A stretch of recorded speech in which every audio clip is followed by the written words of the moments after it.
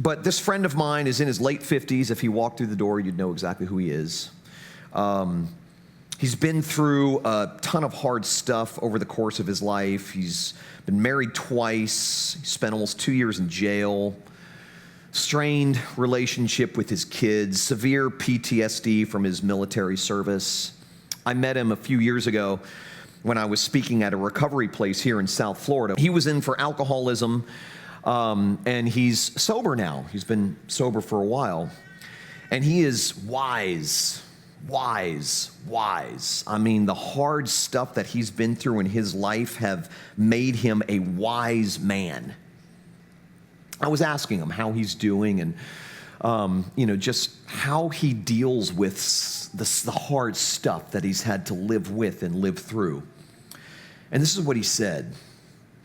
The key to my healing has been acceptance.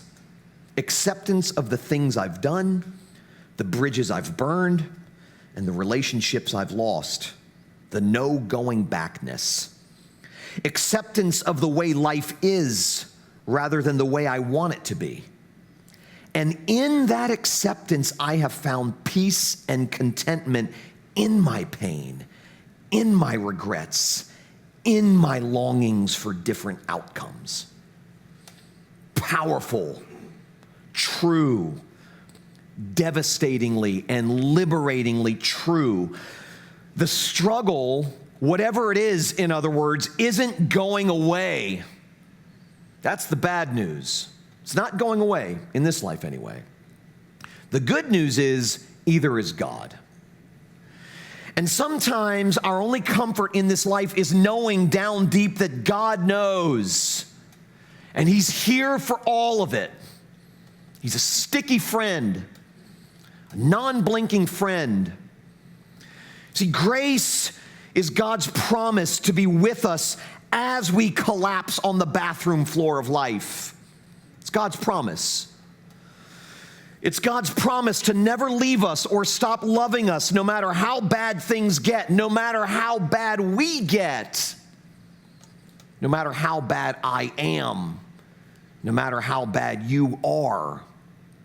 Grace, not law, Paul has been saying over and over and over again. That's what saves us. Do more, try harder, get better, climb higher. That stuff doesn't save us. It doesn't relieve us. It doesn't set us free. As I said a minute ago, the law puts all of life's solutions on our shoulders, which is why it feels heavy and hard. It's the opposite of freedom. Now, we will never fully understand why God allows us to suffer in the ways that we do. Never. But we don't need answers ultimately. It's not answers that we ultimately need. It's God that we ultimately need. It's not relief that we ultimately need. It's God that we ultimately need. It's not a pain-free life that we ultimately need. It's God that we ultimately need. What scares us doesn't scare God. What disorients us doesn't disorient God. What rattles us and surprises us doesn't rattle and surprise God. Psalm 46:10 says, "Be still and know that I am God." Simple. A command with a promise. Be still. Be quiet. Cover your mouth.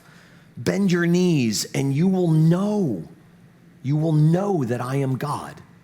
When you stop trying to fix everything and solve every problem and fix everyone and instead rest in the fact that I've got this and I haven't left the building, I'm here even when it seems like I'm not, that's when real freedom sets in.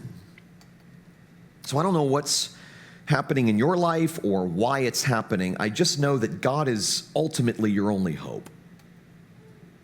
God is this world's only hope. And I know it may not seem like it right now, but He is your strength. He is your rock. He is your deliverer. He alone is the stabilizing force in your life. He alone is able to handle the burdens that you bear. He alone is able to look into the innards of your brokenness and say, I love you and I'm not going away. He hasn't left you. He's with you. He loves you. He's never going to bail.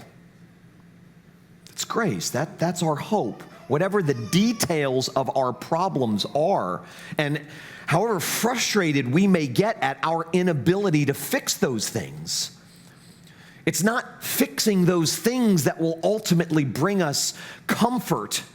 It's knowing that God is with us in the middle of our unfixedness. That's what gives us peace, what my grandmother called a quiet knowing.